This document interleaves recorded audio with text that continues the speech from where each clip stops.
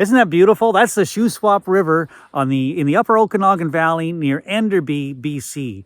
Check it out. It's unbelievable. This is the most beautiful place we've ever lived in. We won the lottery when it comes to COVID moves. I just can't believe we're lucky enough to live here.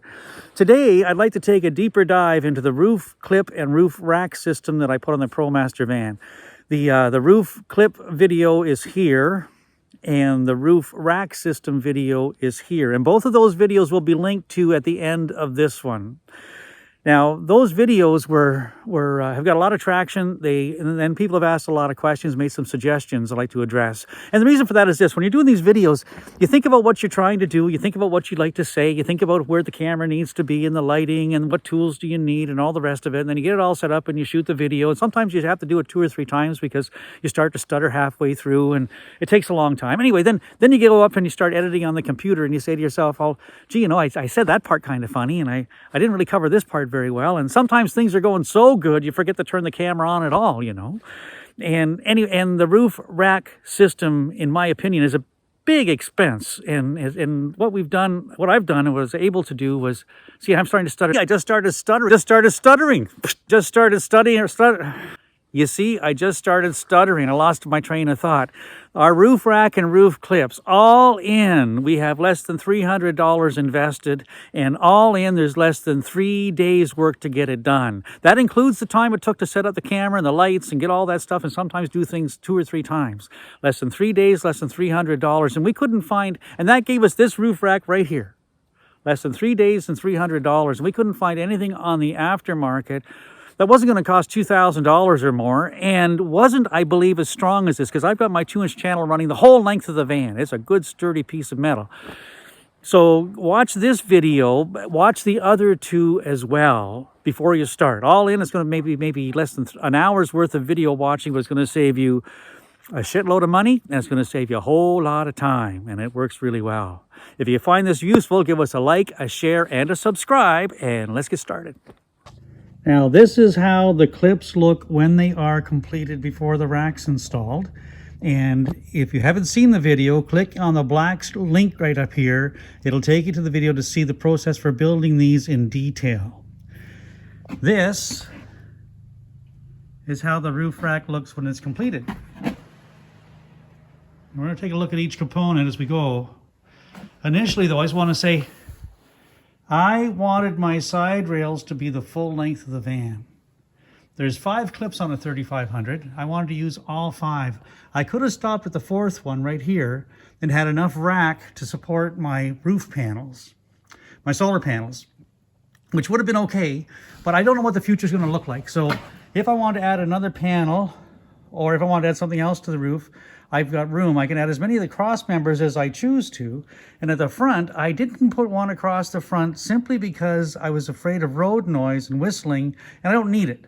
But if you wanted to add some an extra light bar or some speakers or something, you could certainly do that there. I left the side rails long enough to go in front of the Maxxhaul fan at the front and behind my fantastic fan at the back. These side rails are 1/8 inch thick, 1 inch by 2 inch square aluminum channel, and they measure 12'6" in length. I had thought about plugging these ends. I thought I might need to, just because of whistling, because of noise. So far, you wouldn't even know this rack was on the roof, but at the time, during the design, I didn't know. And here is the finished clip with the rail on top. You can see there's some space underneath. It doesn't actually rest on the roof. It's sandwiched around the top of the T-pin that Promaster mounts directly to the frame. I want to check the roof today because I've been told that all of these connectors should be stainless steel, or there could be rusting. The aluminum can start to rust out. So I want to take a look at them and see if I need to change them out. I just used what I had. And the truth is, I've got 5 clips on each side of the roof. That's 10 clips. Each clip has 2 nuts and washers holding the clip to the T, and 2 nuts and washers holding the rail to the clip. Altogether, that's 40 nuts and washers I may have to change if there's a rusting issue. I'll take a look at all of them. So far, I haven't seen anything. It's something that I can do very easily as I go. I think it's going to be easiest to try and explain this all by taking it apart and then putting it back together again. And the one thing that I didn't share in the initial video was when the first clip I put on, I said, you know what, I'll probably find that the bottom nut starts spinning before the top nut grabs. But in the first clip, it didn't. It grabbed on just fine. But they all didn't. They all didn't do that. And so what you have to do is you have to find some way to hold that bottom nut still while you tighten the top one. Taking it apart will be just the opposite. I have to find a way to hold it still while I loosen the top one. So first thing I did was take a wrench, just a regular wrench, and try to put it in there. And it doesn't fit. It doesn't fit underneath the clip. There's not enough room. So I took, and in my case, I needed a 7/16" wrench. I took and I ground it so that it was thinner than the original one. Really what I did was I ground off these shoulders here. See, it's pretty basically flat. And then I put it in a vise and I bent it, just a bit of a curl. And now it slides. I'm sorry, do this without the sun. It slides right underneath the clip and locks on the nut just fine, no problem at all. Now I can hold that clip, that nut still with this hand. That sun's in a bad spot. Hopefully you can see this. And then with another wrench, I can get on it and just turn it on. Counterclockwise. Righty-tighty, lefty-loosey.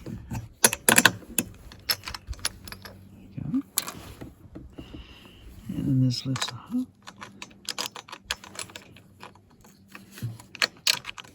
There. And now we see our 2 washers in our nut. Good. Now, I'm going to have to loosen this clip off as well in order to get this loose enough that I can take the top rail off in order to get the clip off completely. Actually, let's leave those on there for now. Now, doing the top one is really basically the same thing. You have to just hold the nut still. Get your wrench on it.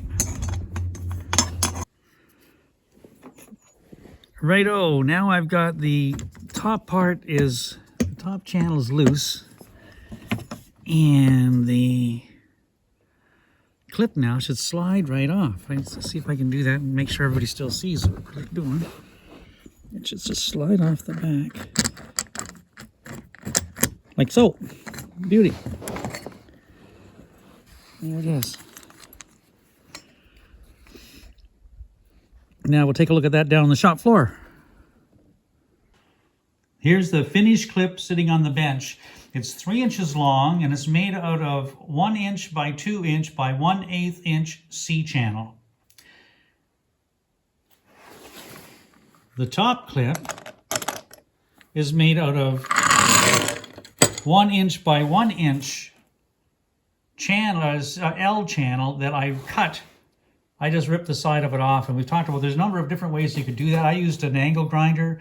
Apparently you can use a table saw. There's a bunch of different tools, but you just have to figure out how to do it. It's aluminum, it's not hard to work with. Now, I made my clip 3 inches long. And again, that was just a question of convenience for me. There's a limit to how long it can be this way because of the dips that exist in the roof panels. It has to fit into the spaces so that is available to it. And there's a limit to how short it can be because these washers have to be between the top of the clip and the outside of the bracket. So you could make it a little bit shorter if you wanted to, but 3 inches worked out just fine. The hole for the pin is a 1/4 inch diameter hole. 1/4 inch diameter hole. And it is in the center of the flange. Locate the center of your flange, and the center of your 1/4 inch diameter hole will be there. The holes for your washers will be on each side. You just have to figure out where they are, where you want those to go, and that'll be great. And then the top piece that holds everything together, the holes for it are not in the center of the flange because the way it nests together,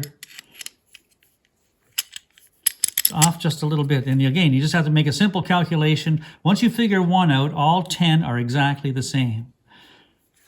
Now, before we put this back together again, I just want to address a couple of things.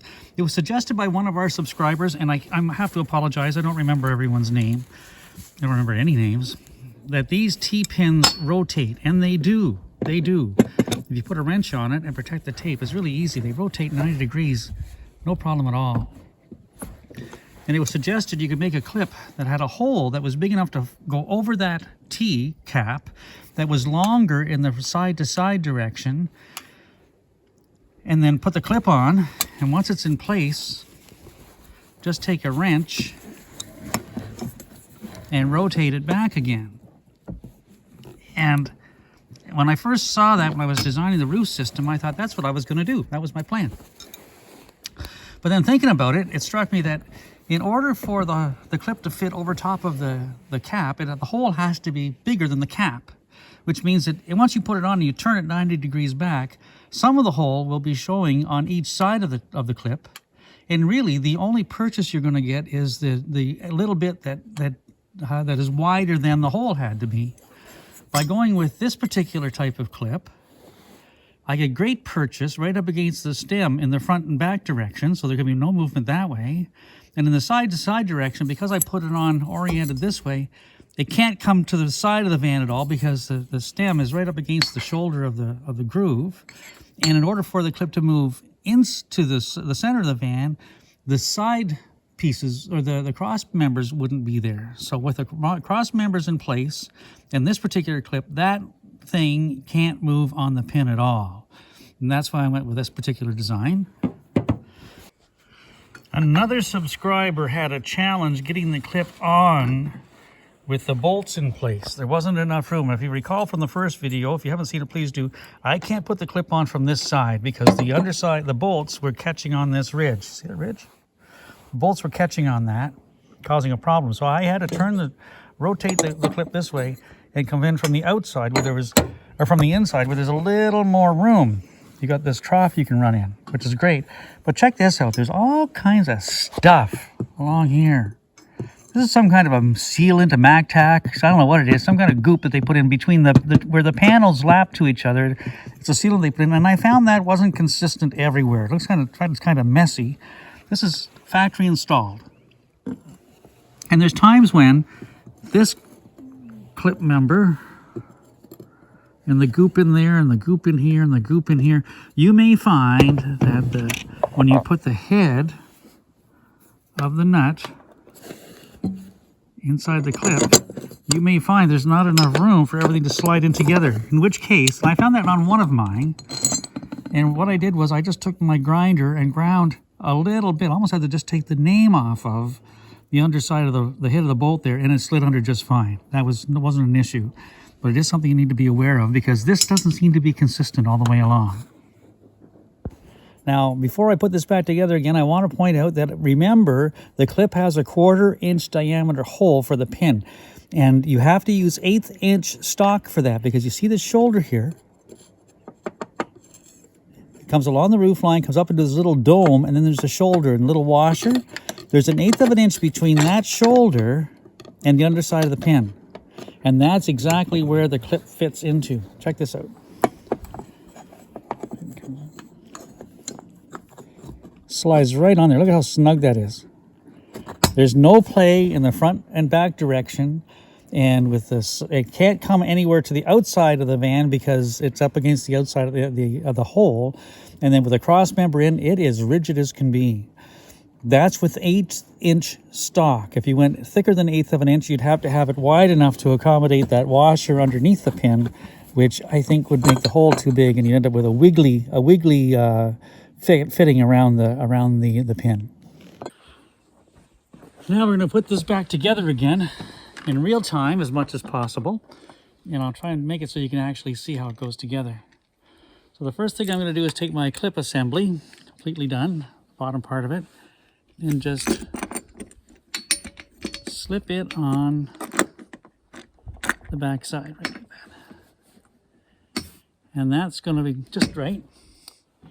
The top piece goes on.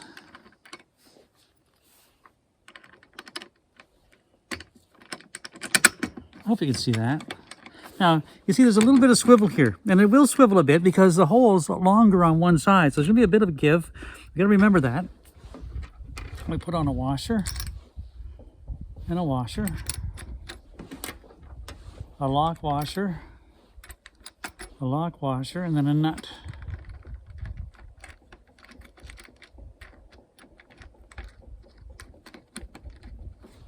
And then the nut on this side.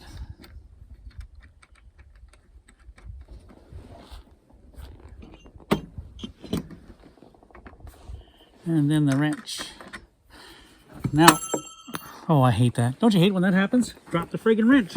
Right back.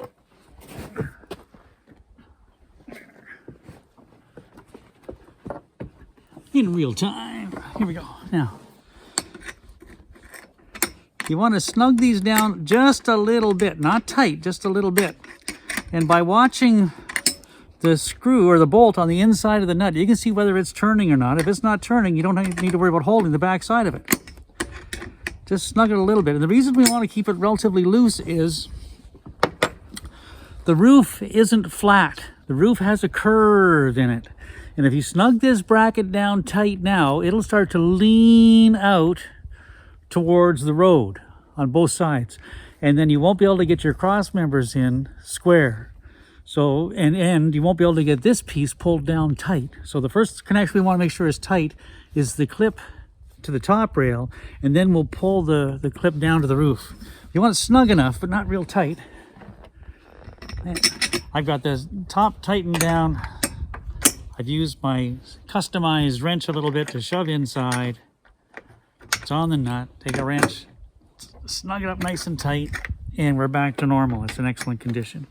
I have not seen any wear and tear or signs of corrosion on any of the fasteners that I have on this roof system.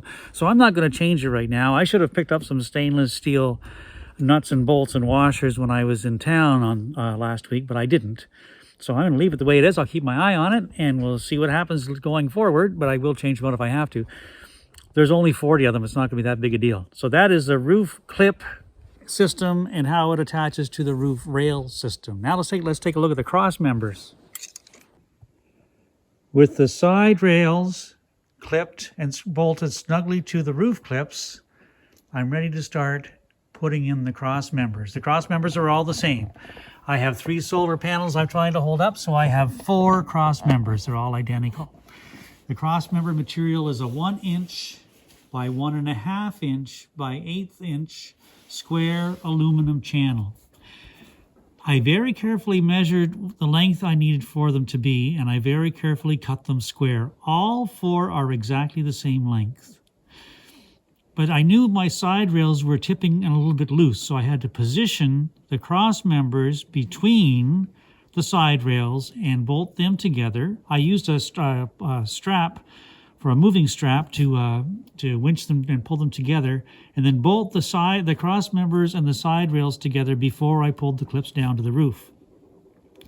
Because the cross member is a 1/2 inch narrower than the side member, I kept the bottom flanges flush with each other, giving me a 1/2 inch space at the top, which I thought would be a great place to run my solar wires. And it worked out really well. Made easy access and hid them from the street. You can see that by following the link in the corner. And again, I wanted to use the 2-inch clips in order to give me clearance in the middle of the van, because I want the space here. I don't want that too close to the roof. I was told by someone who knows that if that's less than 1 inch, you'll get some whistling.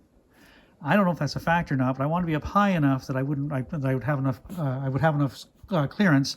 And it turns out it's worked out perfectly. We don't hear anything from this roof rack at all as we're driving down the highway, and we've driven it for probably about 11,000 kilometers. It's very quiet. The connection for the cross members was a really simple detail. I bought some 2" by 2" by 1/8" angle, aluminum angle iron, just out of the scrap bin at the aluminum supply store, the metal supply store. And I cut those at 1 1/4", so they were less diameter than the side, the cross members. And I just made my own clips up. If you go to an aluminum or a steel supply company and look at their scrap bin, you'll find all kinds of stuff you can use for these clips, for the roof clips, for the angle clips, all kinds of stuff. Is really cheap. Once the cross members were installed, bolted in place, and fixed, then I cinched down all the clips to the roof. Just pull them down as tight as they would go. The clips will deflect a little bit. If you have a good strong connection between the clip and the rail, and then pull the clip down to the roof, it'll work out just fine. You have nothing to worry about. It'll pull itself true. And then it was a matter of putting up the solar panels. The solar panels I made little 1 by 1 angle clips. I cut them 3 inches long because that's just a number that's convenient. And drilled a couple of holes so they offset from each other. And pre-drilled the clips onto the panels on the bench. Then just brought them up on the roof, set them up on the aluminum cross member, and screwed them into place once they were set right. For the interior ones, you just have to offset them. A little bit of planning. Easily done.